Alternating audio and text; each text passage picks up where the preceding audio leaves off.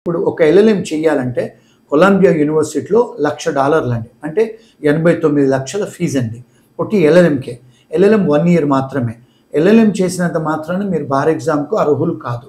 And అక్కడ ఏం చేయాలి? జేడీ చేయాలి. ఫర్ ఎగ్జాంపుల్ ఇప్పుడు అమెరికాలో అంటే జేడీ. జేడీ అంటే జ్యూరిస్ డాక్టరేట్. ఆ జ్యూరిస్ డాక్టరేట్ చదవాలంటే దగ్గర 4-5 కోట్లండి. క్యాష్ పెట్టి చదువుకోవాలి ఒకటి. రెండోది మన స్టూడెంట్స్ ఎవరైనా బయటకు వస్తే ఇక్కడ ఏజెంట్లు అందరూ ఏం చెప్తారు, అక్కడికి వెళ్ళి ఒక సెమిస్టర్ ఫీజు కట్టండి, నెక్స్ట్ సెమిస్టర్ మీరు అక్కడ ఉద్యోగాలు చేసి సంపాదించుకొని కట్టుకోవచ్చు అని చెప్తారండి. అది తప్పు, నేరం అది. ఎందుకంటే క్యాంపస్ లోపలనే పని చేయాలి, క్లాస్ రూమ్లో 20 గంటలు చదువుకోవాలి.